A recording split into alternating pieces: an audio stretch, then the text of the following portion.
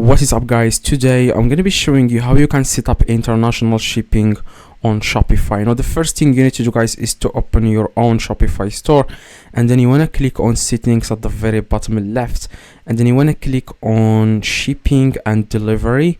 So the next thing you need to do, guys, you want to click on manage. Okay, next to general, as you can see, general shipping rates, you want to click on manage.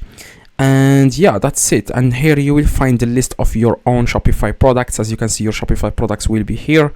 And then I'm going to scroll down right now, and I'm going to delete international shipping right now because I want to show you guys how you can set it up. Okay, I'm going to delete international shipping so that I can show you how you can do that right now. After you are on this page, what you need to do, guys, next is you want to click on create zone.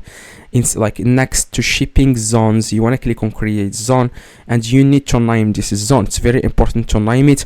So don't worry, customers won't be able to see the zone name. Okay, just need to, for example, countries. I would like to ship to. Okay, that's it. You just need to name the zone, and here you need to select the countries that you want to ship to. For example, Australia, Austria, Belgium, Canada, and you just need to find the countries that you would like to ship to: Denmark, Finland, France, Germany, Hong Kong, Israel, Italy. So you just need to find the countries that you want to. You just need to check the countries that you ship to. Like, you just need to select the countries that you want to ship to. Or if you want to select all international countries, you just want to click on international in the top.